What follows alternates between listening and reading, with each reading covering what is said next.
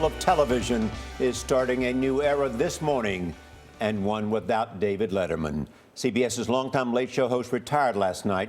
The finale focused more on laughter than nostalgia. And boy, was it a good show. There was the long list of big names who showed up to help Dave say goodbye. The final show was so big, it actually ran an extra 18 minutes.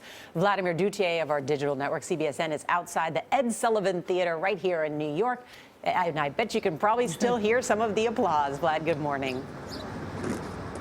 Good morning. Well, after 6,000 shows as the king of late-night comedy, David Letterman's reign came to an end last night.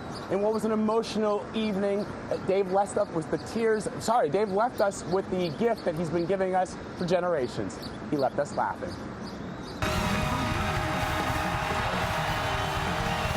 For the final time last night, David Letterman took to the stage as host of The Late Show.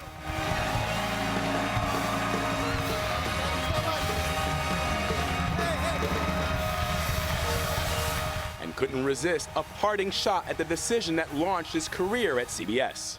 I'll be honest with you, it's beginning to look like I'm not going to get the Tonight Show. I don't think. Ladies and gentlemen, here's tonight's Top 10.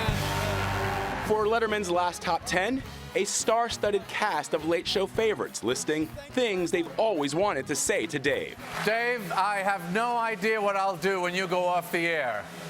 You know, I just thought of something. I'll be fine. Thank you, Jerry. Honestly, Dave, I've always found you to be a bit of an overactor.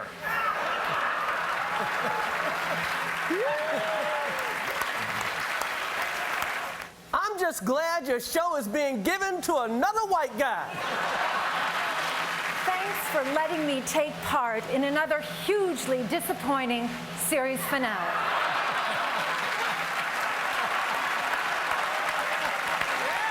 Dave's final act also included a presidential send-off. Our long national nightmare is over.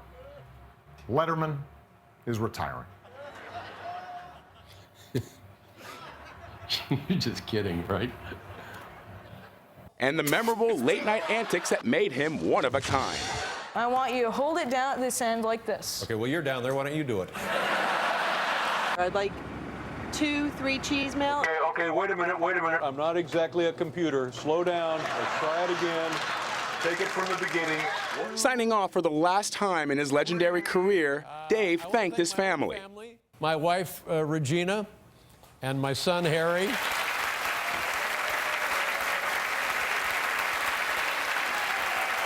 Thank you. Thank you for being my family. I love you both. And really, nothing else matters, does it? And all the viewers that helped make The Late Show a national treasure. People come up to me all the time and they say, Dave, I've been watching you since your morning show, and I always say, have you thought about a complete psychological workup? Thank you for everything. You've given me everything. And thank you again. The only thing I have left to do for the last time on a television program, thank you and good night. Clearly a lot of laughs. I had tears in my eyes, as you heard me say at the top. But in true Letterman fashion, fans gathered outside of the Ed Sullivan Theater hoping to catch a glimpse of Dave. In fact, there was a decoy limo out in the back, and Dave walked out of that pizza place connected to the theater wearing a white jacket. He strolled up Broadway just like any other New Yorker making his way home. Oh, wow. So the ending was every bit as good as his best shows. I'll say, yeah, I know. Let us say bravo, too. And that's so typical of him, just walking down the street. But for those of us who recorded it, and I got up to watch it at 2 o'clock this morning, it ran 18 minutes long, so you missed the very last part, so now we'll have to go online. But what a way to go. So thank you, Vlad, for the nice wrap-up. Yes, yes, yes. I feel like I've seen it. Yes, You know, it was a cold open. It was just a perfect cold open, starting with Gerald Ford saying our long national nightmare is over, walking through the president. Nice tribute indeed. He seemed very surprised to see Peyton Manning of all the people, didn't he? Yeah. He went on and on. It was very nice. Bravo, bravo, David Letterman.